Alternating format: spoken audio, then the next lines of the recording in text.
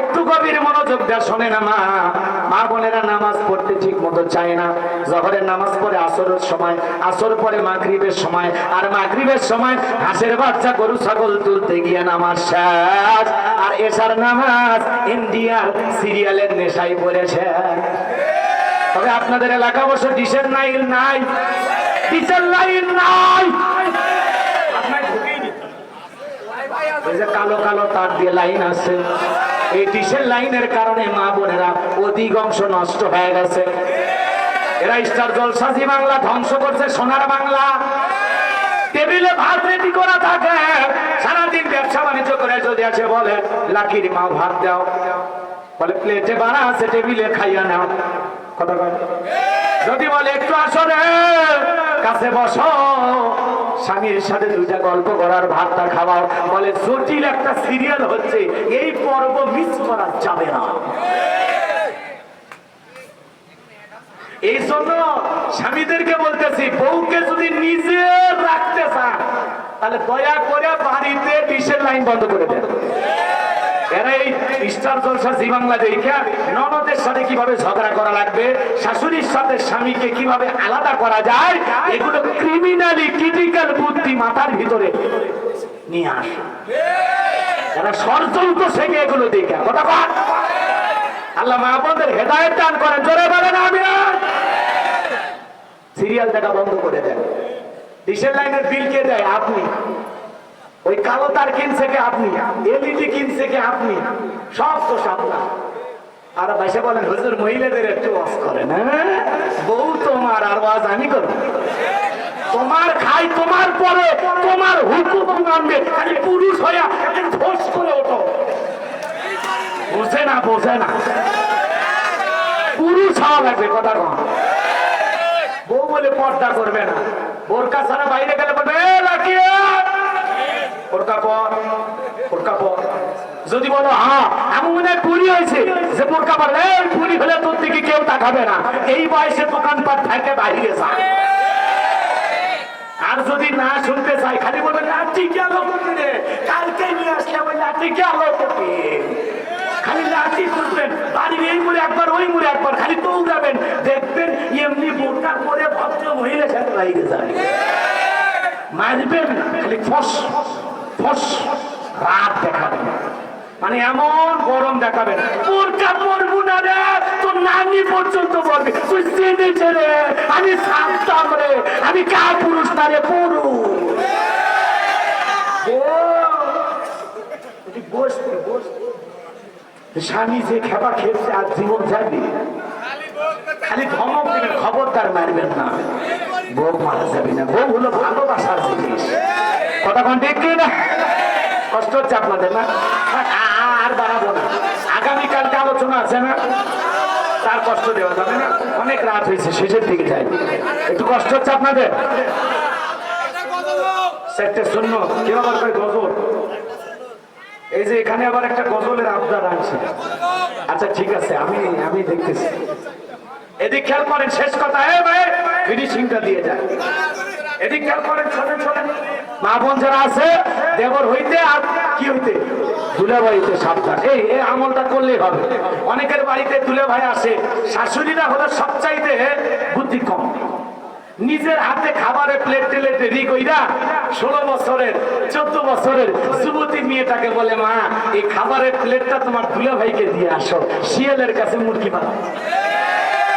শাশুড়ি মায়ের মতো, শাশুড়ি জামাইয়ের কাছে যাবে, বসবে, খাওয়াবে নিজের সন্তান মনে করে, যা দুটা গল্প করবে, বাবা জামাই তুমি কেমন আছো, মাঝে মাঝে আইসো, পর পর ভাবো কেন, আমি তো তোমার মায়েরই মতো, আমার মেয়েটা কেমন আছে, আমার নাতি নাতি কেমন আছে, গল্প করবে। আর এই পাগলি শাশুড়ি যুবতী মেয়েটাকে বাড়াইছে দুলে ভাইয়ের সেবা করার জন্য। দুলে ভাই তখন শালিক দেখে বলতেছে, পাগলি আমি কি খাবার খাইতে এসি, হ্যাঁ এই ফলের পাগল আমি আসছি তোর চেহারাটা দেখার জন্য। শালি তো পাগলি হয়ে গেছে, তখন বলতেছে বিকেলে পাবনা মার্কেটে যাবি, দুই একটা 3 পিস কিনে দিব, নিয়ত করছি আর কি। দুলে ভাই আপনার হাত ধরে তো আমি জাহান্নামে যাইতেও রাজি, এরকম আছে না নাই? এখন দুলে ভাইয়ের মোটর সাইকেলে চইরা বড় অপার স্বামী মাঝখানে ভেনিটি ব্যাগ দিয়ে একটু ফাঁকা রাখছে, দুলে ভাই বলতেছে ফাঁকা রাখলি যখন, আমার তো গাড়ির ব্রেকের খবর জানিস না, একটু গ্যাপ দিয়ে হালকা ব্রেক করেছে, এক ব্রেকে শালি ফাঁকা জায়গা পূরণ করে দুলে ভাই কথা গান ঠিক না। এই জন্য খবরদার, দেবর আর দুলে ভাইয়ের মোটর সাইকেলে চড়া যাবে, দেবরদাই তাদের সামনে দেখা করা যাবে। সাবধান মা বোনেরা, সাবধান। আল্লাহ হেদায়েত দান করুন। আরেকটু জোরে করেনি। এইবার ঝর্ণাটিকে বলে, বাবা তোর বাবা ব্যবসা বাণিজ্যের কাজে ব্যস্ত, তার আমার কাছে আসতো না। বাড়ির আশেপাশে তোর চাচা গরু করতেছিল, তারে দিয়ে ভালোবাসা বিনিময় করেছিলাম, যার ফলে তোর জন্ম হয়েছে। নবীজি কথা বলেছে সত্য, তোর জন্ম তোর বাবাই দেয় না, দিয়েছে তোর চাচা। ফ্রান্সের মানুষেরা কেন নবীকে গালি দেয়? কারণ এদেরও সন্তান জন্ম দেওয়া অবৈধ তরিকা। এই জন্য নবীকে যারা গালি দেয় এদের জন্মের ঠিক নাই। সে যেমনই হোক পরিষ্কার বুঝে নেবেন, রসুলের দুশ্মন তারা, বাপ ছাড়াই দুনিয়াতে জন্ম হয়েছে যারা। আসল বাপ বোঝেননি, পুরুষ তো লাগবে, আসল বাপ ছাড়া। ওটাকে বোঝা গেছে? আল্লাহ হেদায়েত দান করুন। জোরে বলেন আমিন। কষ্ট নেবেন না বাজান গো আমার। এই জন্য বিশ্বনবী বলেন রাহমাতুল লিল আলামিন, যার চরিত্রের সার্টিফিকেট আল্লাহ দিয়ে বলেন ওয়া ইন্নাকা লাআলা খুলুকিন আযীম।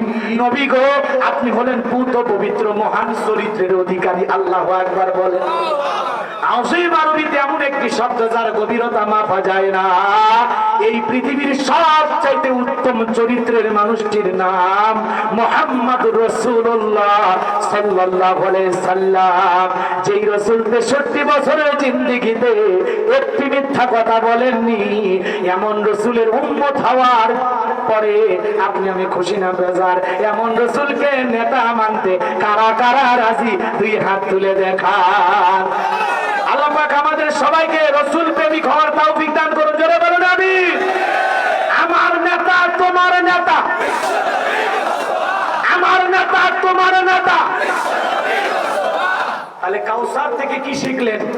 হাউজে কাউসারের পানি পেতে হলে তিনটি কাজ: রবির উদ্দেশ্যে সালাত, রবির উদ্দেশ্যে কুরবানি। আর রাসূলকে নিয়ে যদি কেউ বাজে মন্তব্য করে, কুরুচিপূর্ণ বাজে ভাষায় গালি দেয়, ফেসবুকে বাজে কথা লেখালেখি করে, যে সমস্ত নাস্তিক বেঈমান বাড়াবাড়ি করবে, ওদেরকে ছাড় দেওয়া যাবে। কেউ যদি আমার বাপকে গালি দেয় সহ্য করব, মাকে গালি দেয় সহ্য করব, কেউ যদি আমার দলকে গালি দেয় সহ্য করব। কিন্তু বিশ্ব নবী করেন আমাদের কলিজার টুকরা, আমাদের নবীকে নিয়ে যদি কেউ বাজে ভাষায় গালি দেয়, কুরুচিপূর্ণ মন্তব্য করে, আম্মা জান আয়েশাকে গালি দেয়, ওই সমস্ত নাস্তিক বেঈমানদের বুকের উপরে চইরা জিহ্বা টান দিয়ে ছিঁড়ে কুকুরকে খাওয়াবো। কারা কারা হাত তোলে? ইল্লাকে তাকবীর। নবীজির অপমান মেনে নেওয়া হবে? মানি না, মানব না। মনে থাকবে তো ইনশাআল্লাহ? আপনারা গজলের একটা আবদার করেছেন, ওই দিকে আর না যাই।